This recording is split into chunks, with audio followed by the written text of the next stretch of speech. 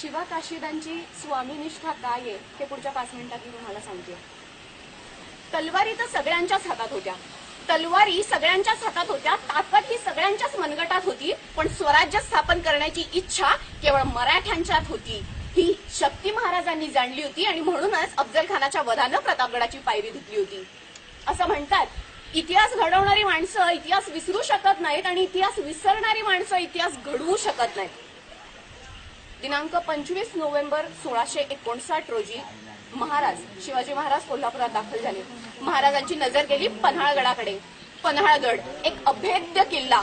बस मराठी फौज तिकडे दौडत निघाली. हवेत धुळीचे लोट उसळले, गनिमाचे पाय लटलटले, मराठे तटाला भिडले, असंख्य लोक ठार झाले, भयंकर कापाकाप सुरू झाली. गनिम घाबरला, गनिम शरण आला.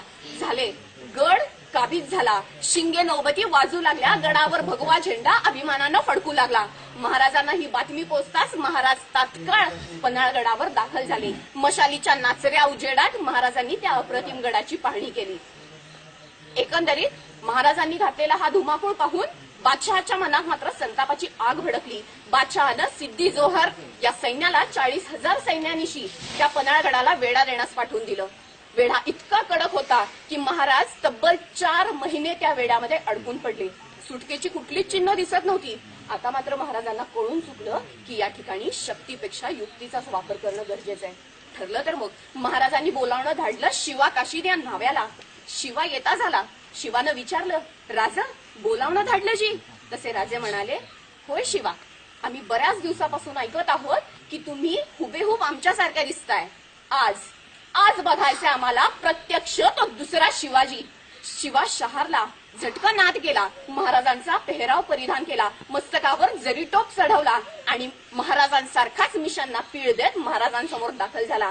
राज कसा दिसतो जी? राजे स्तब्ध, निशब्द. शिवा, अरे आरशात स्वतःचं प्रतिबिंब पाहिल्याचा भास होतोय शिवा.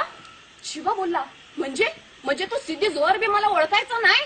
तसे राजे शहरले, अरे शिवा, तुला कसं कळलं की आम्ही आमचं रूप घेऊन तुला त्या सिद्धी जोहरशी तहाची बोलणी करायला पाठवणार ते? शिवा म्हणाला, राज, मी कधीच तुमच्या संग राहतोय ते का उगाच होय? तुमच्या काळजाचं ठोकं काय सांगताय ते बी कळते आम्हासनी. राजे शहारले, शिवाही शहारला. दोघांची गळाभेट झाली. दोघेही शहारले आणि नकळतपणे महाराजांच्या डोळ्यातून एक अश्रू घळकन निसटला आणि शिवा काशीदाच्या पाठीवर पडला. कदाचित यापेक्षा मोठी कौतुकाची थाप आजपर्यंत कुठल्याही मावळ्याला मिळाली नाही आणि हीच कौतुकाची थाप शिवा काशीदाला मोठं करून गेली. इकडे सिद्धी जोहरचं सैन्य बेसावत झालं. का तर राजे स्वतः पन्हाळगडावरून तहाची बोलणी करायला येतात आणि राजांनी अगदी याच ढिलाईचा फायदा घेतला.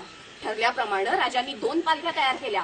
एका पालखीत ते स्वतः बसले आणि विशाळगडाकडे रवाना झाले, तर दुसऱ्या पालखीत होता महाराजांचं रूप घेतलेला शिवा काशीद. पालखी मार्गस्थ झाली. गड उतरून पालखी खाली आली. राजे आस्ते कदम आत येतात. आईये राजे, आईये. शामियानाचा पडदा उघडला गेला. गळाभेट झाली. इतक्यात ते 2 संशयी डोळे शिवा काशीदाकडे बघून पुटपुटले, ये शिवाजी नहीं हो सकता. तसा सिद्धी जोहर खवळला. ज्ञानातून संशय निघाली, सपकन फिरली आणि बाहेर आली. बता कौन है तू? तसा शिवा बोलला, मैं शिवाजी महाराज हूं. तसा पुन्हा पहिला वार, दुसरा वार, तिसरा वार, वारांची बौछार सुरू झाली. यातनांचा कल्लोळ, रक्ताच्या चिळकांड्या उडाल्या आणि पुन्हा विचारता झाला सिद्धी की बोल, कौन है तू? पुन्हा शिवाचं उत्तर तेच की मैं शिवाजी हूं. आता मात्र सिद्धी जोहर खवळला होता. सिद्धी जोहरचे डोळे गेले ते त्या 2 संशयी डोळ्यांकडे. ते 2 संशयी डोळे म्हणजे दुसरा तिसरा कुणी नसून अफजल खानाचा मुलगा फाजल खान याचे होते. बोल, तुम ये कैसे कह सकते हो कि ये शिवाजी नहीं है? तसा फाजल खान बोलता झाला. म्हणाला, मैंने देखा है शिवाजी को. अफजल खान वधाच्या वेळी कृष्णाजी भास्कराच्या तलवारीनं शिवाजी महाराजांच्या मस्तकावर वार झालाय. हा जर खरा शिवाजी असेल तर त्याच्या मस्तकावरती वाराची खूण पाहिजे. सिद्धी पुन्हा थबकला, पुढे गेला. शिवा काशीदाच्या डोक्यावरचा जरी टोप त्यांनी धुडकावून लावला. पाहतो तर काय, मस्तकावर वाराची खूण नाही. पुन्हा म्यानातून संशय निघाली, सपकन फिरली, बाहेर आली.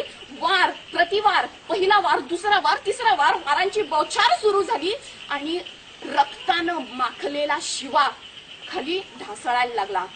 बोल बोल तूही हे शिवाजी. तसा शिवा पुन्हा बोलता झाला, अरे हो मीच आहे तो शिवा. जन्मानं जरी शिवाजी महाराज म्हणून नाही जन्मलो तरी मरताना शिवाजी राजाचं नाव घेऊन मरतोय हे भाग्य काय कमी नाही. अरे या शिवाची छाती तुला फोडता आली नाही, तू माझ्या महाराजाची पाठ काय धरणार. माझ्या राजाच्या जीवाला घोर लावणाऱ्याला आम्ही बिनघोर झोपू देत नाही.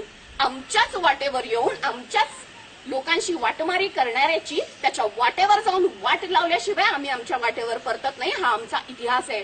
आणि बस रक्ताळलेला शिवा ढासळला, त्याचे डोळे लवले, ओठ हलले, श्वासानं माती उंच उडाली आणि उडणाऱ्या मातीला सांगत राहिला, जा जाऊन सांगा तुमच्या त्या महाराजाला की तुमचा शिवा गेला, मातीत मेला. पण सांगा मातीत साठी मेला, फक्त मातीत नाही मेला. कारण मातीत मरणारे अनेक असतात पण मातीसाठी मरणारा केवळ मराठा असतो. बस शिवा ढासळला, रक्ताळलेला शिवा ढासळला, डोळे मिटले, शिवा संपला, एक भगदत्त अध्याय मिटला.